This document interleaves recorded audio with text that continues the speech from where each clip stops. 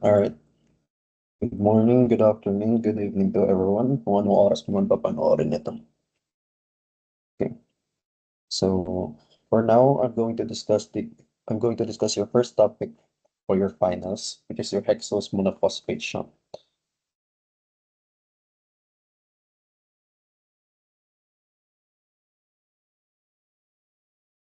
Okay. Hexose monophosphate shunt. Okay. This pathway is also called as also known as your triple or P, P, P, or they also known as your pentose phosphate pathway. Okay. Just take note the name of this pathway. Later on, you will realize why is this pathway named as your hexose monophosphate shunt or pentose phosphate pathway. So you will expect a lot of phosphates in this topic. Okay. So why is this topic important and why is this topic wait, sorry. Or why is this topic first topic for your finals? This this pathway, I know I've mentioned in our last discussion that we have your reducing agent called your NADPH. Okay.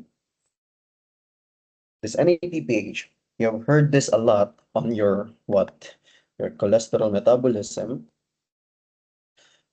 where we convert your HMG-CoA to mevalonate, where we remove one carbon using 2 NADPH to convert that HMG-CoA with the 6 carbon into 5 carbon molecule you call as your mevalonate. And then in the cholesterol metabolism, we will phosphorylate it twice to form your isopentenyl pyrophosphate. Okay, so what another pathway are we going to meet or are going to encounter your NADPH? Remember our last topic as your fatty acid synthesis. Okay. Your fatty acid synthesis or fatty acid metabolism. Okay. And also, okay, where do we use NADPH in your fatty acid synthesis? Wala.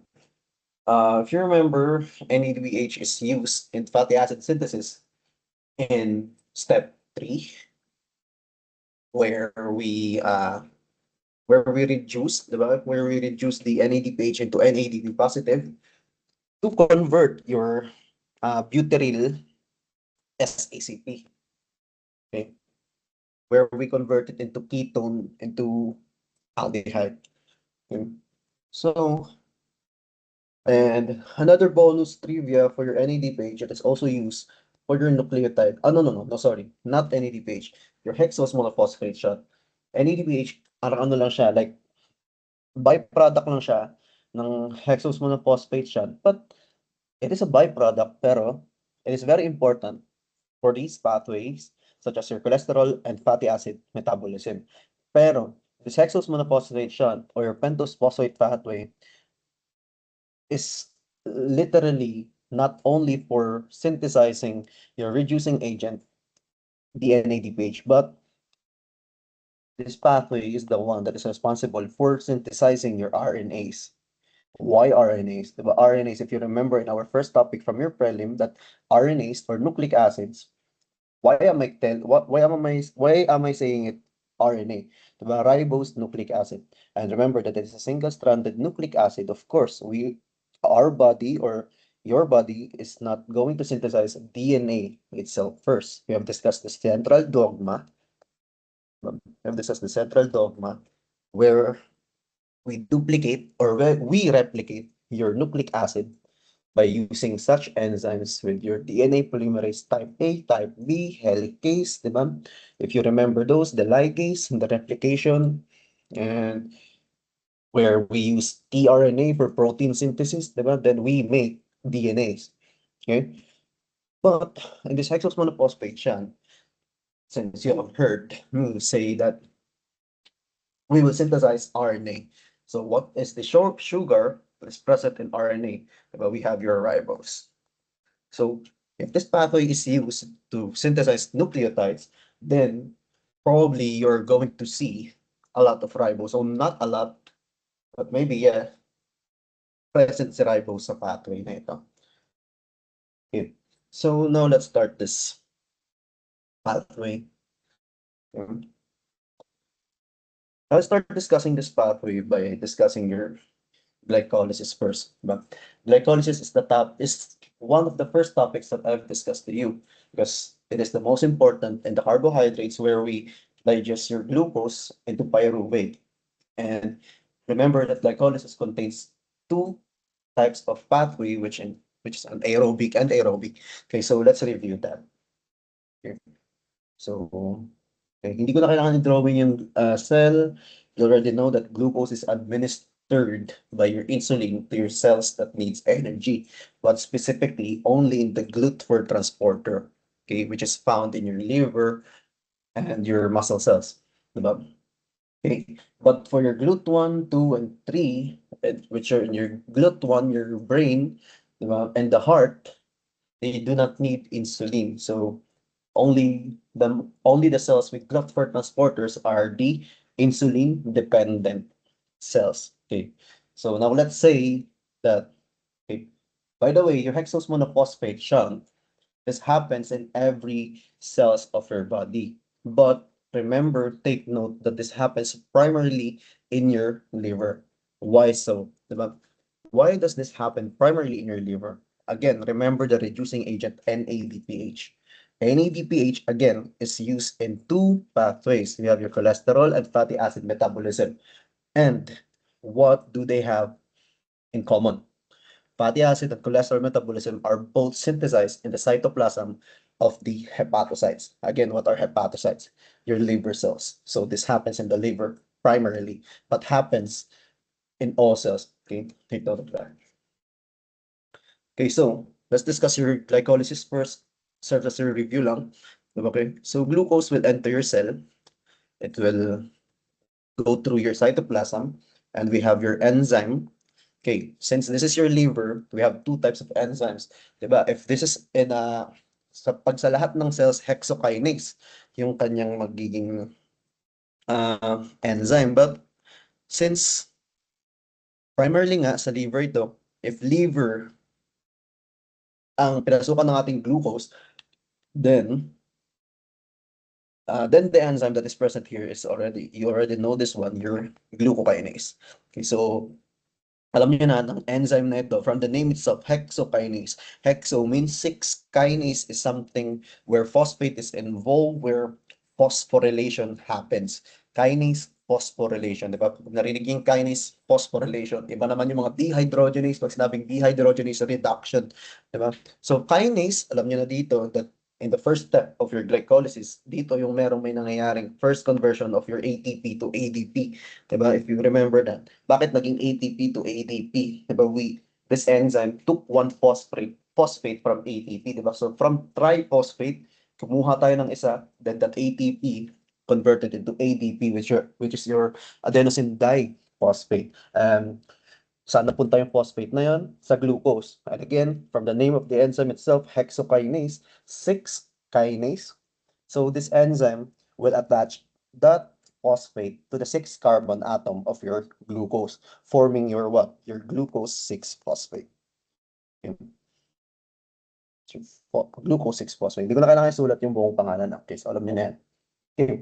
So si glucose 6 phosphate will now then be converted into your fructose 6 phosphate. And how did we convert glucose 6 phosphate into fructose 6 phosphate? They both have 6 carbon atoms, pero anong nangyari, di ba? From glucose naging fructose. And remember, in glucose and fructose, ang ginawa lang natin dyan is we isomerize that, di ba? We have your enzyme phosphoglucoisomerase. Okay, so nothing special about this step. So now let's talk about the next step where the second ATP has been used. Diba? This is the last step in the energy investment phase of your glycolysis. Okay, so from fructose 6 phosphate, what Anong mafo-form, di ba? Your fructose 1,6-bisphosphate. So, medyo ano lang, madali na, di ba? From fructose 6-phosphate, naging fructose 1,6-bisphosphate. So, from the name itself, 1,6-bisphosphate. And remember, if there's a number in the chemical name, probably, and especially na may phosphate yan, then ibig sabihin, nandun nakatouch yung mga phosphate. So, nadagdagan lang ng phosphate si fructose 6-phosphate. Okay, so saan siya nanggaling? Of course, sa batay kukuha ng phosphate, then from your ATP. So, this is the second step where we use ATP, okay, to form your fructose 1,6-bisphosphate as a intermediate of your glycolysis. Okay, so after this, di ba, ano bang gagawin natin? Di ba, kick-cleave natin si fructose 1,6-bisphosphate into 2. Kasi kailangan natin ipaghiwalay yung phosphate na yan. Okay, so from fructose 1,6-bisphosphate, we're going to yield or we are going to synthesize your DAP and GAP. Di ba? Review lang, ano ba pangalan ng DAP? DHA3P and then your GAP, your GA3P. Diba? Pag yung DAP, sinabi dihydroxyacetone 3-phosphate. And for your GAP, that is your glyceraldehyde 3-phosphate. And remember, what is the enzyme that cleaves your fructose on 6-bisphosphate? That is your aldolase. And if you remember as well, that DAP and GAP can be interconverted. Diba? Pag sinabing interconverted, pwede natin i-convert si DAP into GAP, pwede natin i-convert si GAP into DAP. Okay. Anong sunod? Glyceraldehyde 3-phosphate. Okay, shortcut ko na. Glyceraldehyde 3-phosphate will be converted into 1,3-BPG or 1,3-bisphosphoglycerate. Okay, tapos ano mangyayari dyan? Di ba matatanggalan ng isang phosphate? So, ibig sabihin, meron na tayong ATP production dito. Okay, so magiging, di ba, 1,3-BPG, magiging 3-PG na siya. Ano ba yung 3-PG na yan? Magiging 3-phosphoglycerate. So, this is the first step. We have generated ATP. Diba? Kasi diba, from your gap to pyruvate, this is where we call your energy generation phase. So 3-PG, ano ba sunod ng 3-PG, diba? 2-PG or 2-phosphoglycerate. Ano nangyari doon? From the third carbon of your glycerol, merong phosphate. Tapos naging 2-PG. Nilipat lang yung phosphate into the second carbon of your glycerol to form your 2-PG. And after that one, diba, gagawin na natin siyang phosphoenol pyruvate. This is the step where we dehydrate your 2-phosphoglycerol para magkaroon ng enoil sa chemical formula ng ating glycerol to form a phosphoenol pyruvate. And this is also the second step where we remove the phosphate in your PEP to form what? Diba? So this is the second step where we yield ADP. So PEP will be converted into your pyruvate. Okay, not ATP yet. Okay, so that is your glycolysis. Pero, okay, so PEP to pyruvate. So just a quick recall, in one glucose, di ba remember, we're going to synthesize how many pyruvate? 2 pyruvate. Bakit nga ba 2? 2 pyruvate ang ating ma-synthesize dyan. Remember, in a normal glycolysis, your DAP, your dihydroxyacetone 3-phosphate will be converted into glyceraldehyde 3-phosphate. So, from glyceraldehyde 3-phosphate point, kung nandiyan na siya banda, there will be 2 molecules of glyceraldehyde 3-phosphate, then there will be 2 pathways or 2 energy generation phase happens in one glucose. Okay, so how much ATP will be produced? So total, we have 4. Okay, so our gross ATP is 4. Pero, gulat na gulat kayo nito nung sinabi ko yung total is, ang total na generate natin talaga is 2 lang. 2 ATP. Bakit nga ba? Diba? Remember that we have your energy investment phase. When you say investment phase, gumamit muna tayo para maka-generate ng more ATP. Okay? So we have created or we have generated 4 ATP, but the total that we have made is 2 lang. Okay? So take note of that. Okay? Okay. So yan ang summary ng ating glycolysis. Now let's talk about your hexose monophosphation. This will be a very quick discussion lang. This pathway is not that long, like your ATC, like your Krebs cycle, ano pa ba? like your cholesterol metabolism, like your fatty, just like the other pathways, diba? Ito, saglit lang siya. Okay? Remember, when I discuss your cholesterol metabolism and fatty acid metabolism, sinamarize ko, nag-drawing ako ng mitochondria, ng glucose, tas arrow, pyruvate agad, di ba? Tapos sabi ko somewhere there's a pathway in the middle of glycolysis that makes NADPH. Nasabi ko na yun yung magiging topic nyo sa sa finals. Andito na yun. Andito na banda sa kalagitnaan. Actually, hindi siya sa banda sa kalagitnaan. It is actually in the second step of your glycolysis. We will start in your glucose 6-phosphate. Okay? So, if you remember in our second topic in prelims, ng carbohydrates, si glucose, tapos magiging glucose 6-phosphate siya. Marami nang magiging fate si glucose 6-phosphate. First fate will become pyruvate. Diba? Will become your pyruvate in your glycolysis. Then, let's just go straight to the point. Glucose 6-phosphate, mapupunta siya sa hexose monophosphate siya. Dito tayo mag-i-start. I will use blue colored pen for this one. Okay. So, wait. I want you to take note that this step is very important. The very first step of your hexose monophosphate chain is the most important step in your pentose phosphate pathway. Okay? In this very first step, okay, before tayo mag-start pala, lahat, di ba sa mga pathway na mga diniscuss natin, merong mga irreversible. Pag sinabing irreversible, di ba, hindi na pwedeng ibalik. Just like your fructose 6-phosphate into fructose 1,6-bisphosphate. That's why in gluconeogenesis, we have another enzyme that converts your fructose 1,6-bisphosphate into your fructose 6-phosphate. But in your hexose monophosphate siya, lahat ng mako-convert dito can be interconverted. Reversible siya lahat. Okay? So I want you to take note of that. Para hindi ko na siya isa-isahin pa na reversible to reversible. All the arrows na may drawing ko in with your blue pen are reversible. Okay, again, let's go back to your first step of your hexose monophosphate shot. That is your very important step. Okay.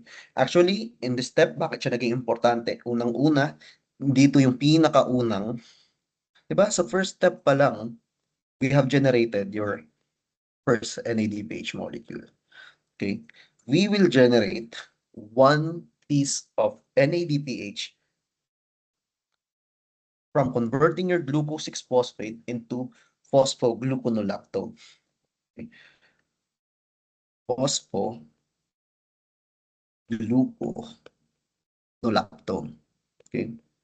So phosphogluconolactone, the enzyme that is responsible for this one, okay, ito yung enzyme yung pinaka-importante dito sa lahat.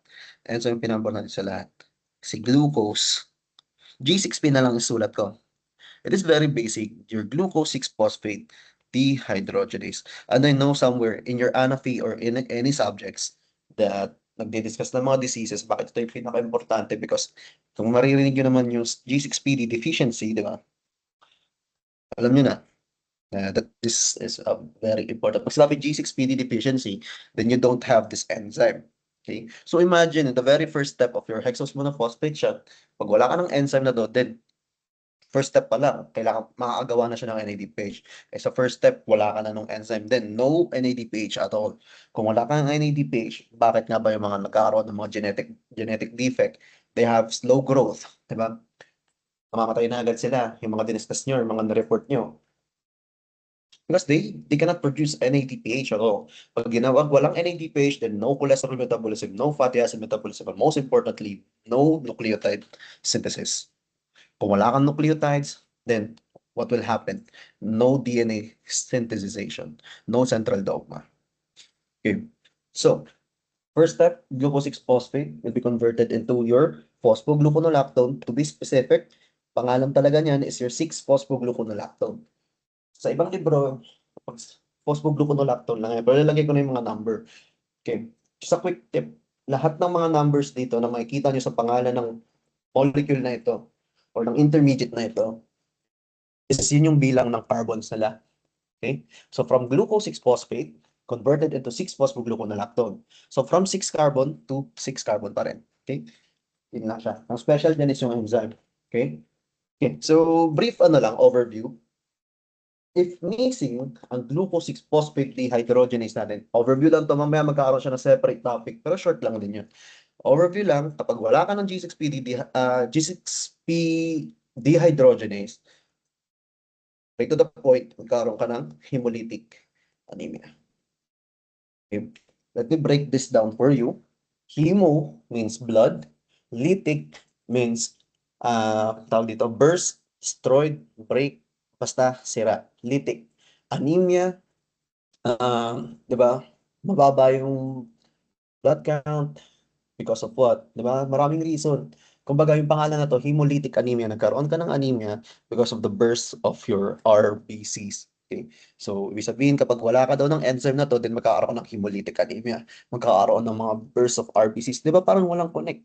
Sabi mo, sir, kapag wala kang wala kang G6PD, G6PD, wala kang NAD page, di ka makapag-synthesize ng nucleotides, di ka makapagawa ng cholesterol, fatty acid. Pero bakit na-involve si RBC? Later on, we will talk about that. Okay? So, 6-phosphogluconolactone, okay? Ililipat ko muna dito para malaki yung space. Okay.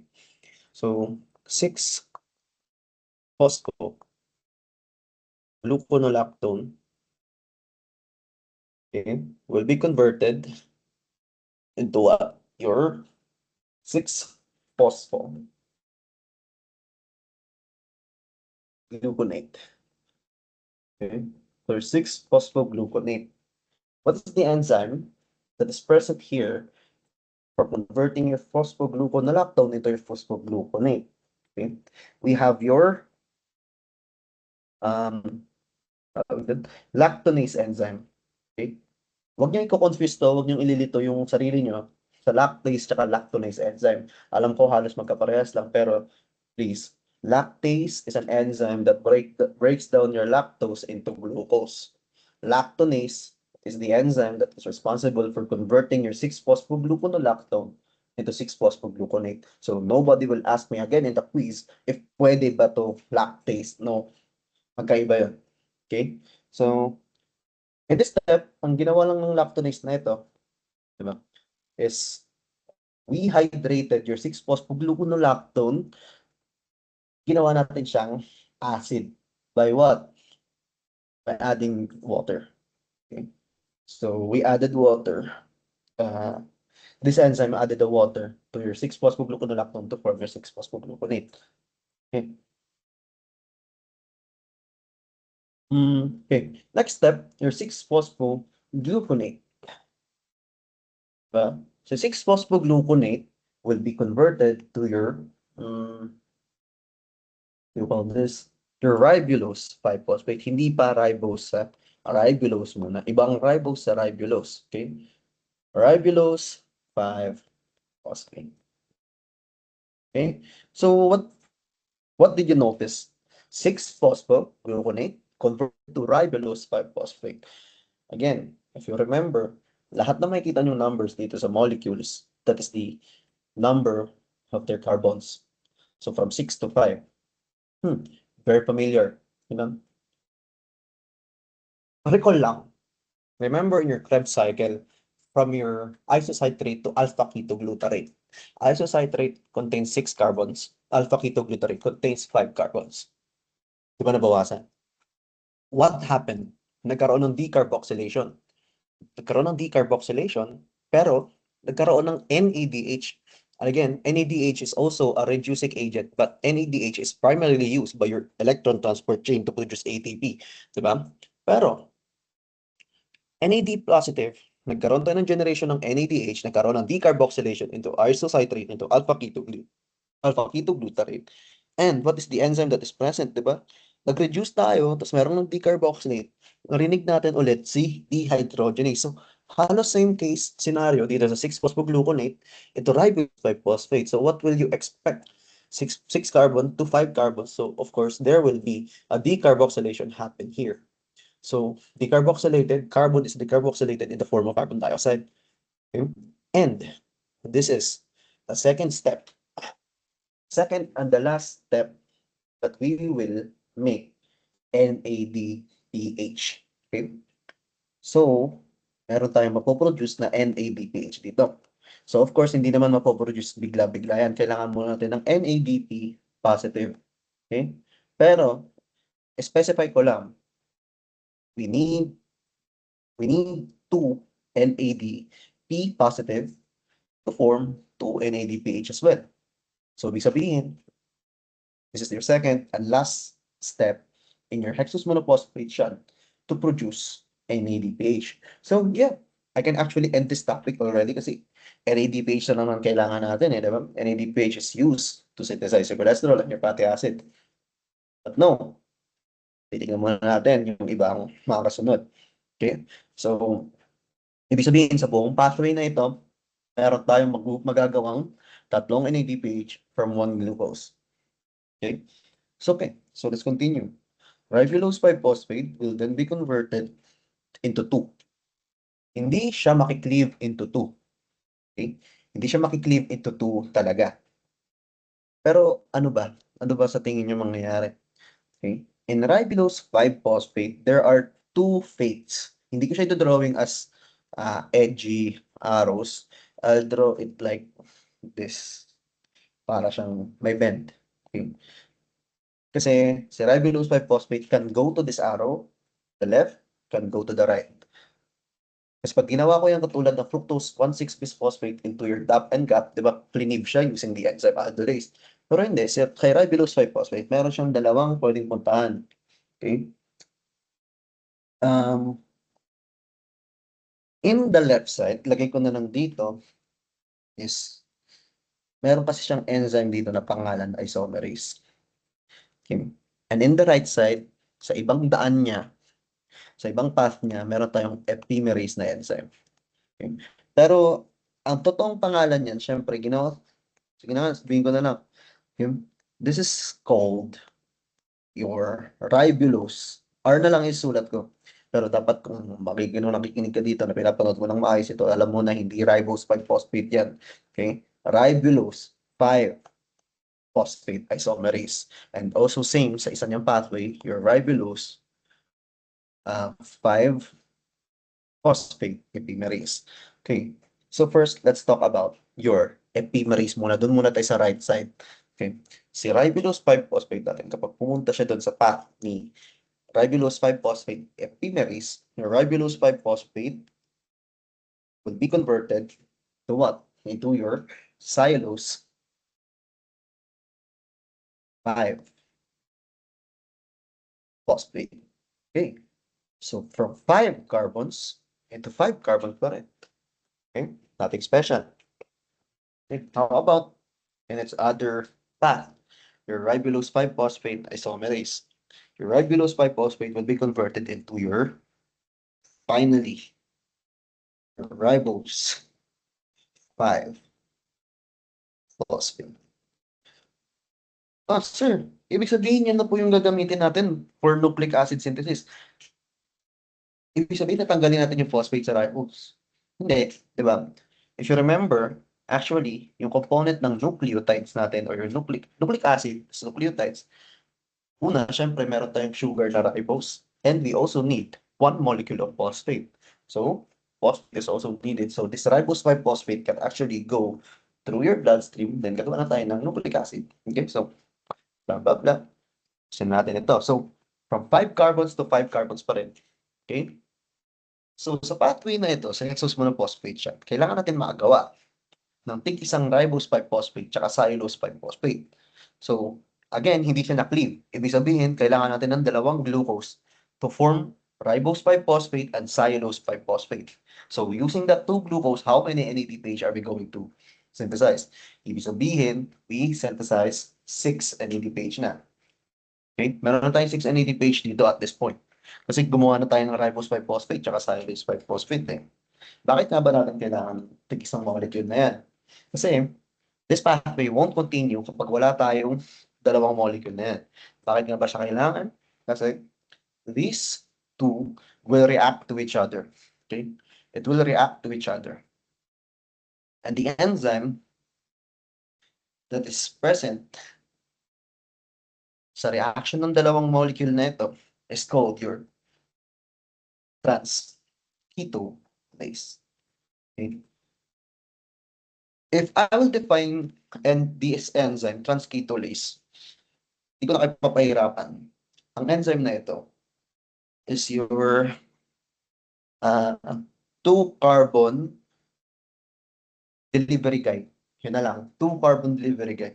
Bakit ko siya tinawag na 2-carbon delivery guide? Okay. Or 2-carbon delivery enzyme. This enzyme carries 2 carbon and delivers it to another substrate. So, ibig sabihin, 2 substrates are present, which are your ribose 5-phosphate and your cellulose 5-phosphate. So, nag-react sila into each other. So, what will happen? Okay, what will happen next? This transketolase will take 2 carbons from your ribose 5-phosphate. Okay, so ibig sabihin, kumuha ng dalawang carbons si transketolase kay ribose 5-phosphate.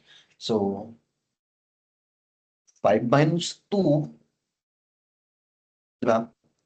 In 3. So, expect that the ribose 5-phosphate will be converted into something, 3 carbons na. Tapos, again, diba, 2-carbon delivery gaya nga ito si transketolase, then, yung 2 carbons na yan, kanino nililipat? Kay cellulose 5-phosphate. So, kapag dinikit na ni transketolase ang dalawang carbon kay cellulose 5-phosphate, 5 plus 2 will contain, or we will produce 7-carbon molecule, which is, we call your ceduloheptose 7-phosphate. Okay? Ceduloheptose 7-phosphate. Okay? Yan na lang muna siya. So, ano muna mako-convert kay ribose 5-phosphate since nilanggalan natin siya ng dalawang carbon. Okay?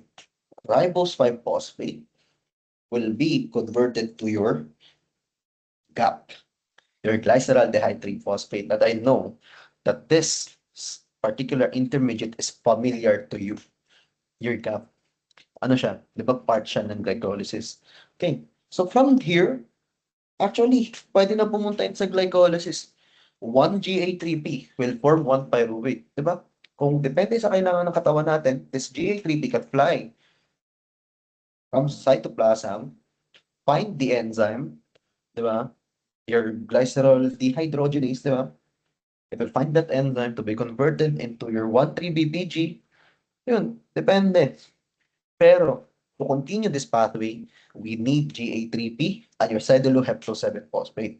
Again, okay? Kasi, your GA3P will react to your ceduloheptose 7-phosphate. Okay? It will react to each other. Sir, transketolase ba ang magiging enzyme natin dyan? Kasi nag-react na naman yung dalawang molecule eh. No. Halos na parehas lang. Your transaldolase. Okay? Si transaldolase. Kung kanina si transketolase, sinabi ko, 2-carbon delivery guy siya. Si transaldolase, 3-carbon delivery guy. 3-carbon delivery guy. Okay. From this step, sa transketolase kasi wala akong mabibigay na tips sa inyo. Kailangan nyo tandaan na si transketolase, kukuha lang siya ng dalawang carbon kanino, kay ribose 5-phosphate, to convert that molecule into glyceraldehyde 3-phosphate. Pero dito, from this point, yung transaldolase, hanggang sa pababa, meron pa kasi sa sunod na step.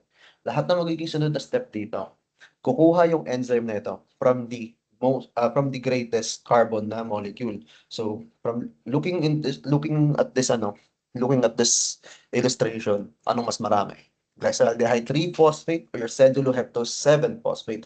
Of course, the ceduloheptose 7-phosphate, di ba?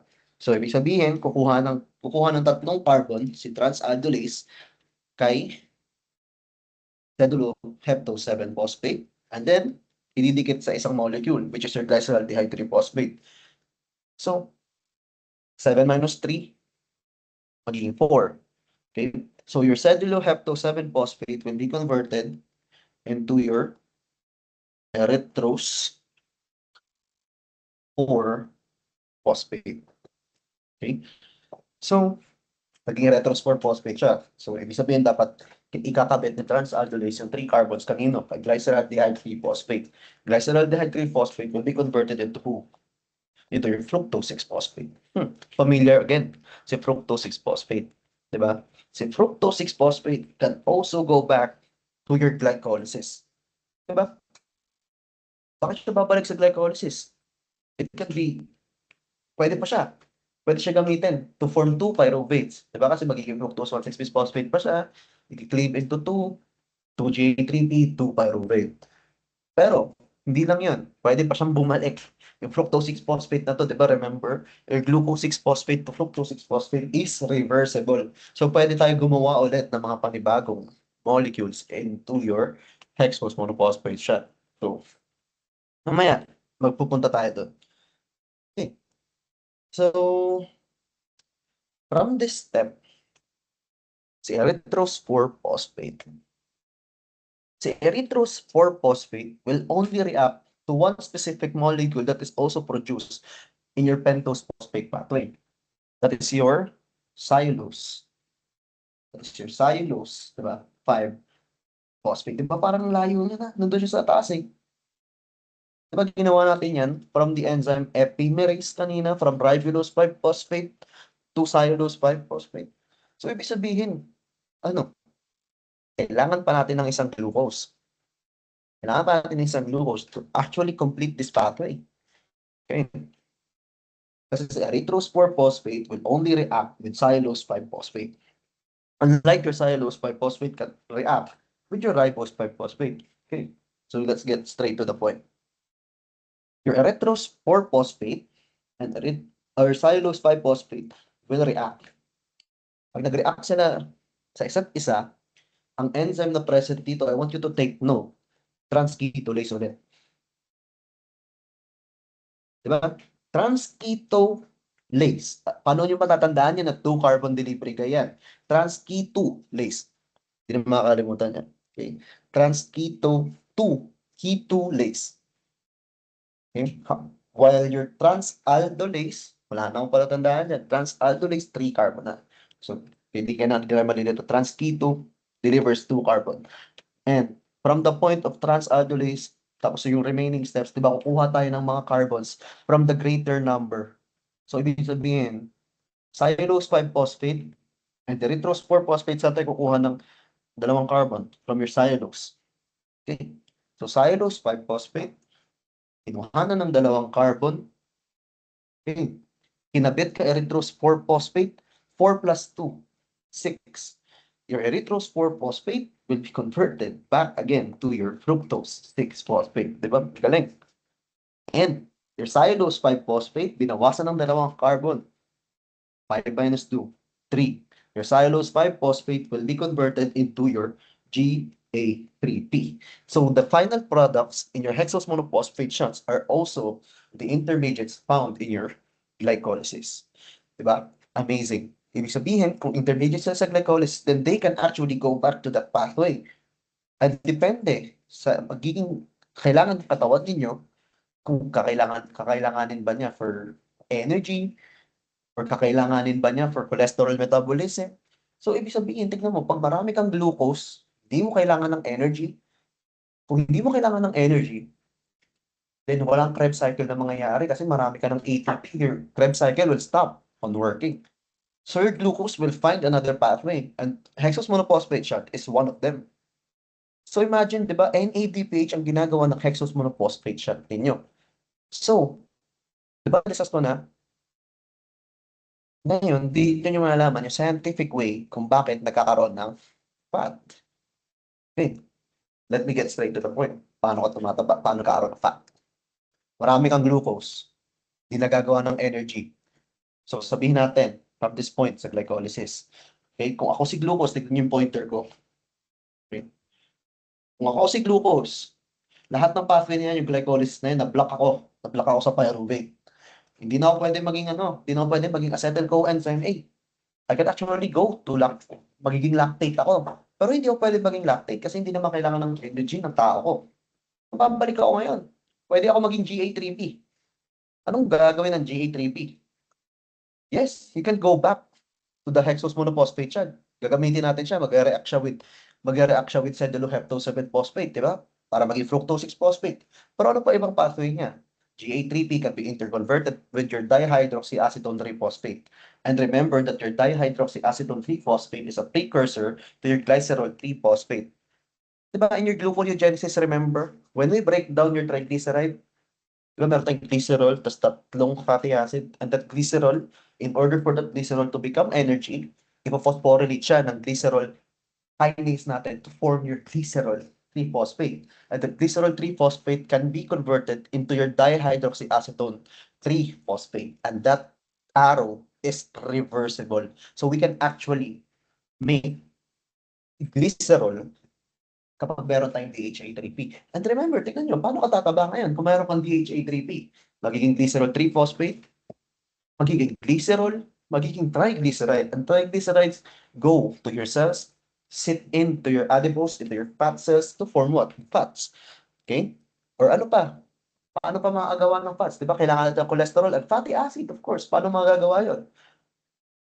Kung ako yung glucose, okay, wala na. Para sa akin, masyado na maraming DHA3P. Try ko nga sa fructose 6-phosphate, baka may kalalagyan ako.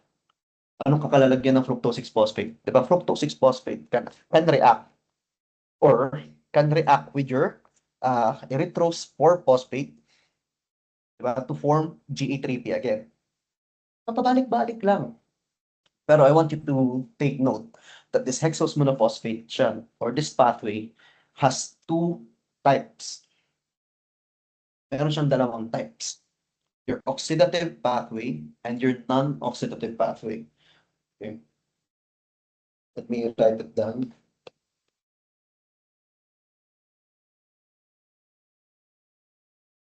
Your oxidative and non-oxidative. Okay. Balik tayo dito.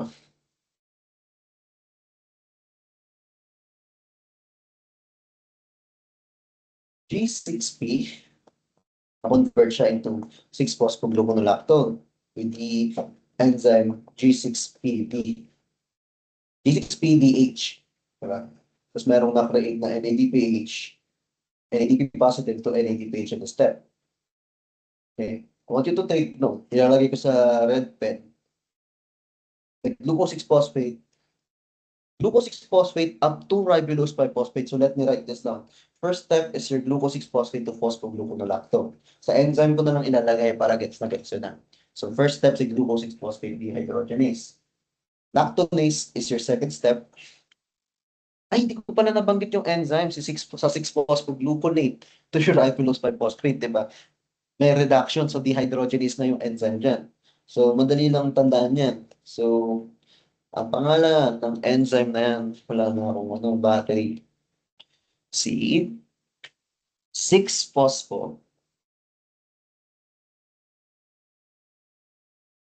gluconolactone. Alam niyo na, dehydrogenase.